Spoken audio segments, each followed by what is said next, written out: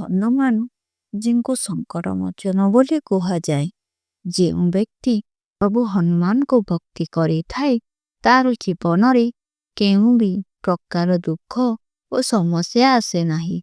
ବ୍ୟକ୍ତି ନିଜ ଜୀବନରେ ସବୁବେଳେ ଖୁସିରେ ରହିଥାଏ। ଜ୍ୟୋତିଷ ଶାସ୍ତ୍ର ଅନୁଯାୟୀ ଏମିତି କିଛି ରାଶି ରହିଛି ଯାହାଙ୍କ ଉପରେ ହନୁମାନଜୀଙ୍କ କୃପା ବର୍ଷା ରହିଥାଏ। ଏହି ରାଶିଙ୍କର ସବୁ ସଙ୍କଟ ଦୂର କରନ୍ତି ହନୁମାନଜୀ। ହନୁମାନଜୀଙ୍କ କୃପାରୁ ଏମାନଙ୍କର ଭାଗ୍ୟ ଚମକିବାର ଯାଉଛି। ଆଜି ରାତି ଠାରୁ ଏମାନଙ୍କ ଜାତକରେ ଧନବାନ ବଢ଼ିବାର ଯୋଗ ଅଛି। ଏହି ରାଶିଙ୍କ ଜୀବନରେ ଆସିବାକୁ ଯାଉଛି ଅପାର ଖୁସି। ଆସନ୍ତୁ ଜାଣିବା ସମ୍ପୂର୍ଣ୍ଣ ବିବରଣୀ। ପ୍ରଥମ ରାଶି ହେଉଛି ମିଥୁନ ରାଶି। ଆପଣଙ୍କ ଜୀବନରେ ହନୁମାନଜୀଙ୍କ କୃପା ପ୍ରାପ୍ତ ହେବ। ଏହି କାରଣରୁ ଆପଣ ଜୀବନରେ ଅପାର ସଫଳତା ପ୍ରାପ୍ତ କରିବେ। ଏହି ରାଶିର ଲୋକଙ୍କ ବ୍ୟାପାରରେ ବୃଦ୍ଧି ହେବ ଓ ପ୍ରବଳ ଲାଭ ହେବ। ଚାକିରିରେ ପ୍ରମୋଶନ ହେବ।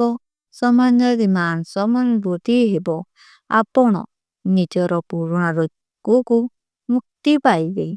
ଘର ପରିବାରରେ ଖୁସିର ମାହୋଲ ରହିବ।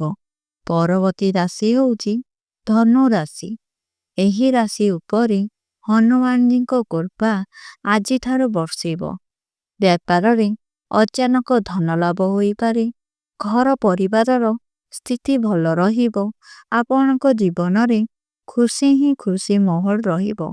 ଦାମ୍ପତ୍ୟ ଜୀବନ ସୁଖମୟ ରହିବ। ଆପଣଙ୍କୁ ଧନ କମେଇବାର ନୂଆ ରାସ୍ତା ମିଳିବ। ଆଜି ରାତିଠାରୁ ଆପଣଙ୍କ ଭାଗ୍ୟ ବଦଳିଯିବ। ଦାମ୍ପତ୍ୟ ଜୀବନରେ ମଧୁରତା ଆସିବ। ପରବର୍ତ୍ତୀ ରାଶି ହେଉଛି ତୁଳା ରାଶି। ଏହି ରାଶି ଉପରେ ହନୁମାନଜୀଙ୍କ ମହାକୃପା ବର୍ଷା ହେବ। ଆପଣଙ୍କ ଜୀବନରେ ବଡ଼ ପରିବର୍ତ୍ତନ ହେବାକୁ ଯାଉଛି। ଧନଜନିତ ସମସ୍ୟା ଦୂର ହେବ। ଯେଉଁମାନେ ବିଦ୍ୟାର୍ଥୀ ସେମାନଙ୍କୁ ସଫଳତା ମିଳିବ। ଆପଣଙ୍କ ଜୀବନରେ ଆସୁଥିବା ସବୁ ସମସ୍ୟାର ଅନ୍ତ ହେବ। ଆକର୍ଷିତ ଧନ ଲାଭ ହେବ। ଅଟକିଥିବା କାମ ପୂରଣ ହେବ। ଆପଣଙ୍କର ସବୁ ଇଚ୍ଛା ପୂରଣ ହେବ। ସାମାଜିକ କ୍ଷେତ୍ରରେ ଖ୍ୟାତି ବୃଦ୍ଧି ପାଇବ। ପରବର୍ତ୍ତୀ ରାଶି ହେଉଛି କନ୍ୟା ରାଶି। ଏହି ରାଶିର ଲୋକମାନଙ୍କ ଉପରେ ହନୁମାନଜୀଙ୍କ ଅସୀମ କୃପା ପ୍ରାପ୍ତ ହେବ। ଏହି କାରଣରୁ ଆପଣଙ୍କ ବ୍ୟାପାରରେ ଧନ ଲାଭ ହେବ। ଆପଣଙ୍କ ଜୀବନରେ ଖୁସି ଆସିବ। ଚାକିରି କରୁଥିବା ସାଲାରୀରେ ବୃଦ୍ଧି ହେବ। ଆଗକୁ ଆସୁଥିବା ସମୟ ଭଲ ରହିବ। ବିଦ୍ୟାର୍ଥୀଙ୍କ ପାଇଁ ସମୟ ଶୁଭ ରହିବ।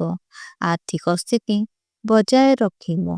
ଦାମ୍ପତ୍ୟ ଜୀବନରେ ମଧୁରତା ଆସିବ। ଘର ପରିବାରରେ ଖୁସିର ମାହୋଲ ରହିବ। ଭିଡ଼ିଓଟି ଆପଣଙ୍କୁ କେମିତି ଲାଗିଲା ତାହା ଆମକୁ କମେଣ୍ଟ ମାଧ୍ୟମରେ ଜଣାନ୍ତୁ।